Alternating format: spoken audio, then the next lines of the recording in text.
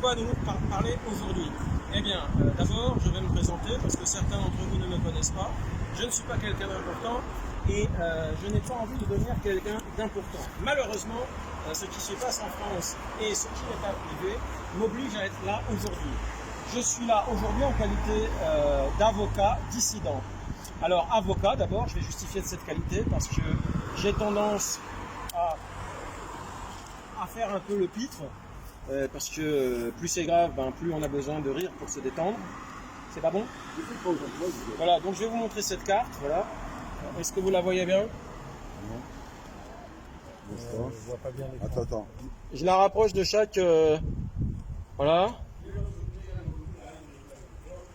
Ok. Tourne à ta gauche, doucement. Ok.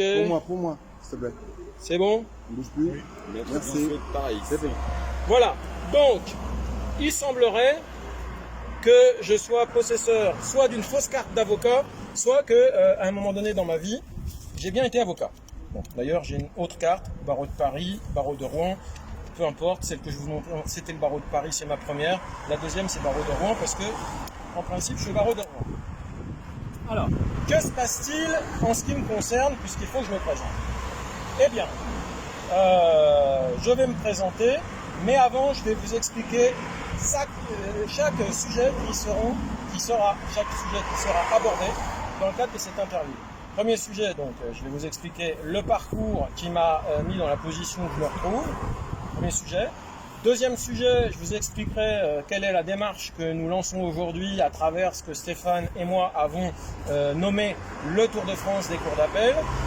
Et puis le troisième sujet, eh bien, ça sera l'affaire plus précisément qui met en cause monsieur Jean-François Bonner, excellent magistrat qui a été nommé par monsieur notre président de la République adoré Emmanuel Macron à la tête de la formidable institution du parquet national financier qui a fait l'enquête sur Fillon et qui l'a empêché d'être président au moment où il aurait dû l'être. Voilà, donc tout un sujet.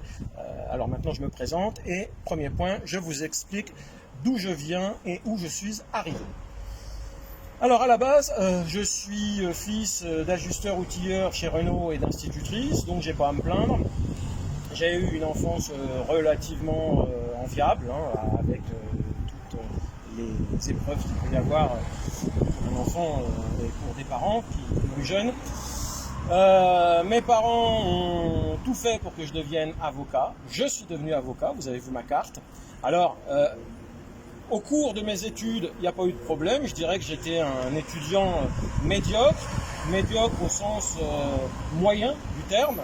Et malgré tout, bon, parfois j'ai eu une mention ici ou là. Mais j'avais des problèmes de santé à l'époque. Donc ça peut aussi expliquer qu'un coup j'avais des mentions, un coup j'en avais pas. Mais enfin, je ne suis pas non plus un idiot. Voilà. Donc, ça, c'est pour la base. Après, que se passe-t-il? Eh bien, j'aurais dû devenir avocat tranquillement, mais apparemment mon profil ne leur a pas plu parce qu'il semblerait qu'à l'école en 2004 il y ait eu des pressions d'une avocate qui avait peur que je pique sa clientèle. Et oui, il faut savoir que je suis à la fois intellectuel et manuel. Autrement dit, j'ai un CAP de maçon sans mauvais jeu de mots, c'est-à-dire que je sais travailler de mes mains. Je suis un peu artiste comme vous le voyez parce que je sais dessiner, je sais peindre. Bon, je suis pas là pour me vanter, mais toujours est-il que effectivement, par rapport à une avocate de Rouen qui commençait dans le domaine du droit de la construction, eh bien, j'ai maintenant un témoignage capital de son ancienne secrétaire qui témoigne. Effectivement, cette avocate avait peur que je pique sa clientèle. J'ai commencé chez elle. Donc tout le problème part de là. Je ne suis pas paranoïaque, mais il y a eu du mobbing, c'est-à-dire du harcèlement discriminatoire au départ quand je devais rentrer dans la profession d'avocat parce que je faisais peur à une avocate influente du barreau de Rouen qui voyait en moi quelqu'un de redoutable en droit de la construction parce qu'il y a des expertises et évidemment un homme qui connaît bien le domaine technique risque effectivement dans le petit précaré du droit de la construction de faire un carnage. Je l'ignorais tout ça, mais je l'ai découvert. Donc ça c'est très important, c'est le début de l'histoire. À partir de là, comme par hasard, je suis un des seuls à qui on ne donne pas son diplôme à la fin de l'année. Et sur les procès-verbaux d'examen, on vous dit, il a un discours ennuyeux, monocorde, il manque d'assurance, enfin bref. C'était un odieux mensonge, évidemment ça ne correspondait pas. Donc je me suis battu, j'ai fait un procès à l'école des avocats. Et là, j'ai découvert le niveau de corruption dès le départ qui pouvait régner dans cette corpo-mafia. Parce que j'appelle ça une corpo-mafia, étant donné que c'est une corporation dont des membres importants commettent des infractions et dont le reste de la population, c'est-à-dire les avocats moins importants, se taisent. Et ça, c'est pas moi qui le dis, c'est le journal Le Monde, premier quotidien de France, dans un article du 2 mai 2018, qui nous dit « La loi du silence règne ». On ne vous parle pas de la mafia sicilienne, on vous parle de la profession d'avocat. Donc, la loi du silence règne, ça veut tout dire. Si vous faites l'expérience et que vous mettez la loi du silence règne sans mettre avocat, vous verrez qu'on va vous parler de mafia. Donc, moi, je constate que le journal Le Monde dit « La loi du silence règne », eh bien, j'en tire les conséquences et je qualifie les choses pour ce qu'elles sont, c'est-à-dire une corpo-mafia. Voilà. Donc, ces gens-là, corpo-mafieux, qu'est-ce qu'ils ont fait? Quand ils ont vu que je leur faisais un procès pourquoi? Un procès parce qu'ils avaient laissé utiliser des codes interdits aux examens. Eh bien, quand ils ont vu cela, ils ont essayé de me mettre en difficulté. J'ai des enregistrements qui prouvent qu'à l'époque, ils ont dit à mes camarades, vous ne lui faites pas d'attestation. C'est-à-dire, là, on avait une subornation de témoins en bande organisée, circonstances aggravantes contre une personne vulnérable, puisque j'étais privé socialement de mon diplôme et de ma possibilité de travailler. On m'avait volé mon diplôme. Et en plus, encore une circonstance aggravante, c'était en bande organisée, puisque c'était un groupe de la profession et les plus puissants qui voulaient me priver de témoignages. C'est pas grave, ça ne m'a pas empêché de gagner. Et là, c'est ma marque de fabrique, c'est-à-dire que seul contre tous, vous imaginez, faire un procès au barreau, au départ, personne n'a parié sur moi. Bah oui, mais j'ai gagné. J'ai atomisé les diplômes. Donc vous avez une centaine d'avocats qui se sont retrouvés sans diplôme. Et le problème reste posé aujourd'hui.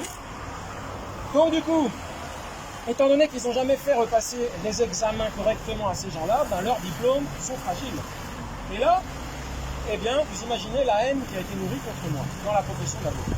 Mais en plus, vous avez un autre problème, c'est que normalement, dans la profession d'avocat, vous avez le parquet général, c'est-à-dire le magistrat du parquet au niveau de la cour d'appel, dans chaque ressort de cour d'appel, qui doit contrôler la régularité de l'exercice professionnel dans la profession d'avocat et dans les professions réglementées comme huissier, notaire, etc.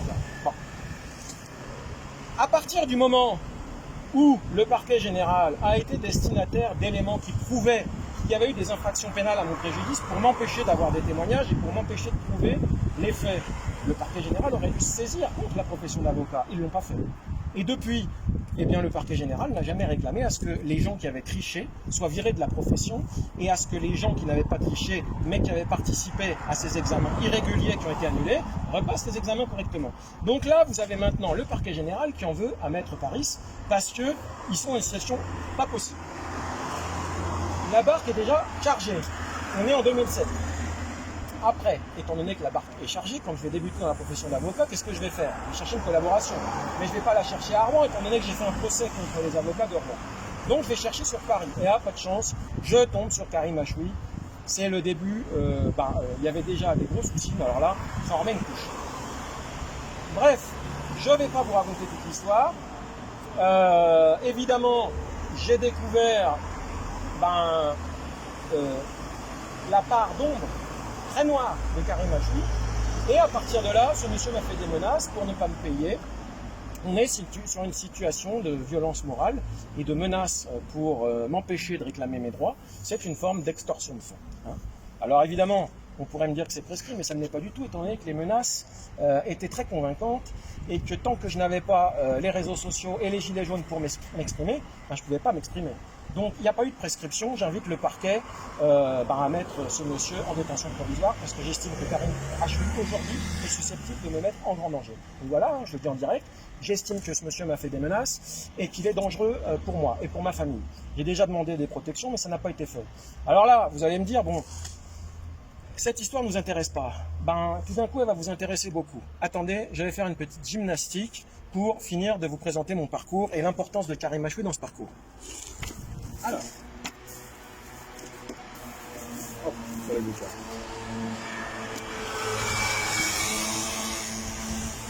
Qu'avons-nous là? Qu'avons-nous là? Bibliographie d'enfer.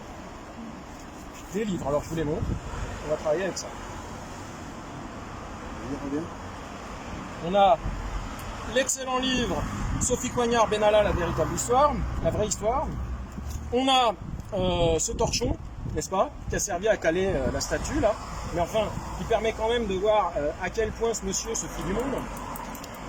Bon, Et on a l'affaire Tariq Ramadan qui est très intéressant parce que vous verrez que Karim Achoui, mine de rien, est présent dans cette affaire par rapport à ce qu'il a essayé de faire contre moi avec une bonne femme. Je vais vous raconter tout ça. Et puis ça on verra plus tard. Voilà. Donc, premier chapitre, est-ce que je raconte n'importe quoi quand je vous dis qu'on relie Karim Achoui à M. Alexandre Benalla? Alors vous allez à la page 150. 150 du livre de Sophie Coignard, Benalla, la vraie histoire. Qu'est-ce qu'on vous dit? On vous dit, écoutez bien, hein, c'est du direct, je ne fais pas de diffamation, je cite Sophie Coignard, qui est une excellente journaliste d'investigation. Les archives du ministère de l'Intérieur, hein, donc elle a été voir les archives apparemment, les archives du ministère de l'Intérieur conservent en revanche la trace d'une démarche datant de novembre 2013. Point.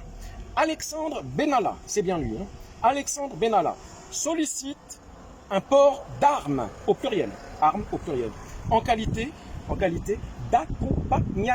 accompagnateur de Karim Achoui. Oh, ça alors, président de la Ligue de défense judiciaire des musulmans. Point. Donc là, vous voyez, Banco, Karim Achoui, Benalla, c'est l'axe. Bon, super. Donc, entre parenthèses, Dupond-Moretti est avocat de Karim Achoui et de son cousin Farouk Achoui. Donc, ça fait de Dupond-Moretti un ministre de la Justice qui est en conflit d'intérêt avec moi. Mais ça, c'était une petite parenthèse qu'on réouvrira plus tard. Vous voyez, il faut bien écouter tout ce que je dis parce que là, aujourd'hui, c'est du lourd. C'est du très très lourd et ça ne fait que commencer. Alors, on continue. On continue. Donc, le port d'armes. Eh bien, qu'est-ce que nous dit Sophie Coignard? Je la cite, encore refusé, encore, ça veut dire qu'il y en avait eu un avant, encore refusé, ouvrez les guillemets, compte tenu du passé judiciaire de la personnalité, point. C'est-à-dire compte tenu du passé judiciaire de Karim Achoui. Karim Achoui, défenseur de plusieurs figures du grand banditisme, surnommé l'avocat des voyous, c'est pas moi qui le dis, a été radié du barreau de Paris pour manquement déontologique, au pluriel. Très bien. Donc ce type qui m'a fait des menaces pour me dissuader de faire une action en justice pour obtenir le paiement des honoraires qu'il me devait pour avoir travaillé chez lui en 2007-2008. Ce type qui m'a fait des menaces gravite indirectement autour d'Emmanuel Macron avec M. Alexandre Benalla. Que fait la DGSI dans ce pays, hein? Que fait la sécurité intérieure? Je voudrais le savoir. Parce que quand vous avez la préfecture de police qui refuse un port d'armes à un mec comme Alexandre Benalla et qu'on laisse Alexandre Benalla devenir intime de M. Emmanuel Macron, excusez-moi, ça pose quand même un problème de cohérence dans la police là. Hein? Si M. Alexandre Benalla a la confiance de l'État profond, eh ben, on lui donne un port d'armes. Si on lui refuse un port d'armes en 2013, ben, c'est qu'il ne faut pas le laisser aller dans l'intimité du président. Et on a vu ce que ça a donné. On a vu à quel point M. Benalla avait pu pénétrer l'intimité du président et provoquer un grand malaise. Un grand malaise. Alors on se demande quelle image pouvait avoir Alexandre Benalla dans l'esprit du président. Quelle image de sa fonction et quelle image de Monsieur le Président. Parce que je trouve que là, il y a quand même un manque de respect. Quand on se sait un petit peu compromis et un petit peu bancal avec Karim Achoui, on ne va pas dans les jupes du président de la République. Bon, enfin bref, vous avez vu ce que ça a donné. Pas grand-chose de bon. Donc vous avez compris, j'ai de solides ennemis et je ne suis pas paranoïaque, puisque dans certaines affaires qui ont été complètement inventées contre moi fin 2015, eh bien, il a été prétendu que je serais parano. Mais qui a prétendu ça? Une femme dont j'ai la preuve que la justice française considère qu'elle serait en relation de très grande proximité, voire en relation amoureuse selon des témoins, avec encore Karim Achoui. Et cette femme-là, comme par hasard, sachant que je préparais une plainte pénale fin 2015 contre Karim Achoui, est venue m'espionner en faisant croire qu'elle était victime de Karim Achoui. Elle voulait que je fasse une plainte contre Karim Achoui. Donc voilà. Cette femme-là a inventé, après m'avoir espionné, après m'avoir demandé si j'avais de quoi me défendre contre M. Karim Achoui et sa bande, hein, évidemment, j'ai répondu. J'ai dit effectivement, je ne suis pas tout nu. Bon, donc à partir de là, qu'est-ce qu'elle a fait? Fin 2015, comme elle savait que ma famille n'était pas toute nue, hein, oui, effectivement, quand on habite une propriété un petit peu isolée, on a un fusil de chasse, voilà, beaucoup de Français sont dans cette situation. Alors, plutôt que d'envoyer des voyous pour me tuer, qu'est-ce qu'on fait? On explique à la police que Monsieur Paris, c'est-à-dire moi, hein, celui qui est devant vous, serait un terroriste kamikaze, en rupture familiale avec toute sa famille, qui est fâché avec son ex-femme alors que j'ai jamais été marié, qui aurait des caches d'armes carrément, des caches d'armes de guerre, et qui serait en relation avec des groupuscules d'extrême droite, et qui en plus voudrait faire un carnage avant de se mettre une balle dans la tête, et qui en plus, alors là attendez, vous m'avez bien regardé, je n'engage le combat que pour tuer. Voilà. Alors moi je veux dire, si je suis un agent de police de la BRI et qu'on me donne ce tableau-là, et en plus on vous dit le mec est très intelligent et très vicieux, complètement paranoïaque, je vais dire à mon épouse, bon là je pars en mission, je sais pas si on va revenir vivant, je te fais un bisou. Parce que effectivement, si on vient chez moi, que je suis en relation avec des groupuscules d'extrême droite, donc je suis susceptible d'être avec 3-4 copains, peut-être une dizaine de cinglés, cache d'armes, enfin, même 30 mecs de la BRI, ils sont pas sûrs d'avoir le dessus. Hein. Alors, mais ce qui est bizarre, c'est qu'ils avaient mis ni SAMU, ni pompiers pour cette mission.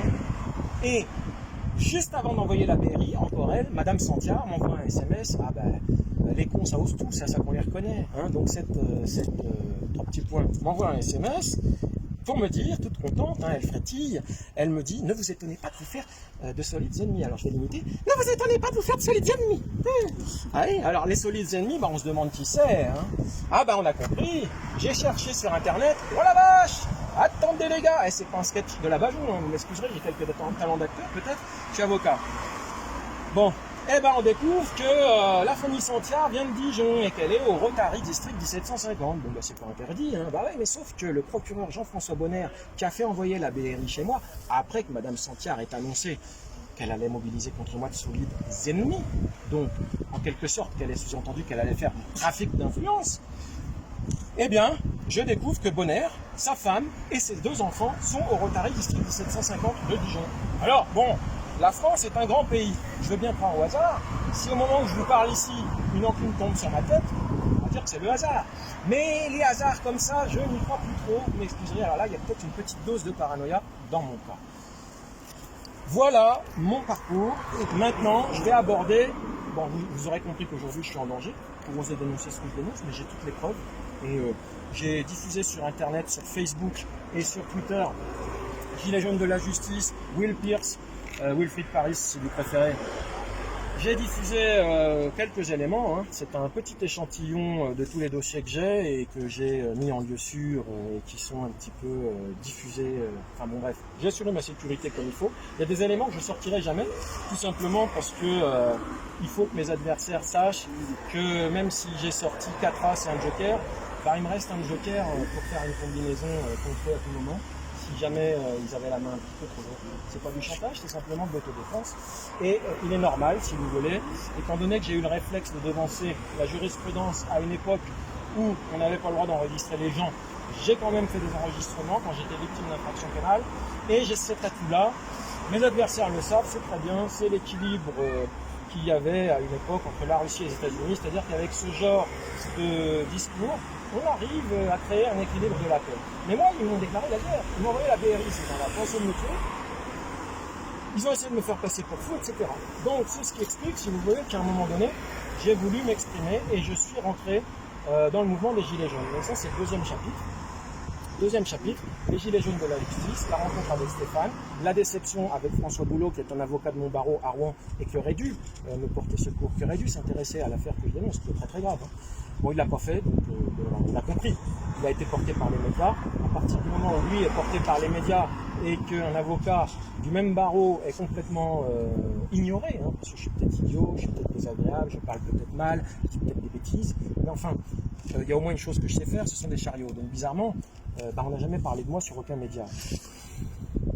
Ça ne me vexe pas, mais je vous fais remarquer que François Boulot, lui, il n'a rien fait, et tout d'un coup, on vous a dit « Ah, mais c'est la coqueluche des Gilets jaunes ». C'est une grosse manipulation médiatique. En réalité, François Boulot, c'est Emmanuel Macron low cost, voilà. On a eu le haut de gamme de la manipulation de la haute finance en 2017, et en 2018, ça pétait de partout, donc il fallait faire une manipulation. Les Gilets jaunes ne voulaient pas de représentants, alors on leur a dit « Ah, tenez, il y a François Boulot, il est beau François Boulot, oh là là, il a 200 mandats !» Bah ouais, mais quand je demande à monsieur Boulot ses mandats, il ne me donne pas. Moi, je voudrais les voir, les 200 mandats. Parce qu'en plus, il a fait signer 200 mandats en disant aux gens, vous comprenez, les mandats n'ont pas de valeur légale, donc vous pouvez signer. Ah mais attendez, pourquoi ce mensonge, cher maître? Vous êtes avocat, vous savez très bien qu'un mandat c'est un contrat, et par application du grand principe de droit civil napoléonien, le contrat est la loi des parties. Donc quand vous dites un mandat qui est un contrat n'a pas de valeur légale, vous êtes en train de mentir au mandant. C'est-à-dire que vous obtenez une signature par une méthode de mensonge. Alors moi, je n'ai rien contre François Boulot. Je l'invite à se rapprocher de moi. Je trouve que ça serait plus constructif que de m'énerver comme ça pour dire que ce monsieur, il n'est pas clair. Il n'est pas clair parce que quand il y a une affaire comme la mienne dans le barreau de Rouen et qu'il reste silencieux là-dessus alors que ça met en cause toute la profession d'avocat et... Bon, heureusement, pas la magistrature tout entière. On a des magistrats honnêtes dans ce pays. Mais il y a quand même parfois un petit peu de poussière de corruption. J'ai l'impression. Bon, non, le gros problème, c'est la profession d'avocat. Bon, et puis ça se comprend très bien parce que les avocats ont besoin de gagner du pognon alors que les magistrats sont sûrs d'être payés. Donc vous comprenez très bien, la profession d'avocat est beaucoup plus vulnérable à la tentation de l'argent que les magistrats qui eux sont sûrs d'être payés et qui aujourd'hui sont relativement bien payés parce que globalement, avec la crise économique, si vous voulez, à une époque, les magistrats estimaient qu'ils étaient mal payés, mais proportionnellement, les salaires du privé ont baissé alors que ceux des magistrats sont restés bien. Donc aujourd'hui, c'est pas mal d'être magistrat, voilà, c'est tout. Et heureusement. Donc on a une magistrature quand même honnête. Voilà. Donc, ça, c'était pour vous expliquer comment je suis rentré dans les Gilets jaunes. C'était pas pour faire parler de moi Wilfried Paris. Vous avez vu, je suis resté discret. J'évite de donner mon nom, je reste derrière mes statuts. J'essaye d'apporter de la matière au collectif. Je restais à ma place et il y a des gens que j'aime bien, notamment Sophie Tissier, Rodriguez. Bon, je sais qu'ils ne font pas l'unanimité, on a chacun des affinités. J'aime bien aussi Stéphane Esprit. Chacun a son caractère, voilà. Donc on ne peut pas aimer tout le monde. Et j'aurais aimé pouvoir faire un axe de lutte avec François Boulot. Il était dans mon barreau, il est avocat. S'il s'était mis avec moi, lui avec ses compétences fiscales et ses connaissances sur l'Europe, et moi avec mes compétences pénales et mes connaissances sur la corruption, on aurait été très fort. Voilà. Alors, voilà, je suis rentré dans les Gilets jaunes parce que j'avais été observateur et victime de dérives judiciaires. Et donc avec Stéphane, avant même que M. Dupond-Moretti soit nommé au ministère de la Justice, eh bien, je lui ai proposé de faire le tour de France des cours d'appel, à la fois cours d'appel judiciaire et cours d'appel administrative, c'est-à-dire celles qui font les affaires de droit commun et celles qui gèrent les affaires permis de construire, de fonction publique, enfin tout ce qui concerne le droit public. Commencez quand le tour de France? Il commence aujourd'hui, ça y est, première cour d'appel de Versailles. Voilà. On a choisi la cour d'appel de Versailles pour lancer ce tour de France des cours d'appel. Alors qu'allons-nous dénoncer? On va faire, c'est pas encore fait, mais on va poser le problème. On va commencer par donner un courrier à chaque président de juridiction pour dire voilà le problème tel qu'on le voit. Et une fois qu'ils auront étudié le problème, on leur proposera la solution.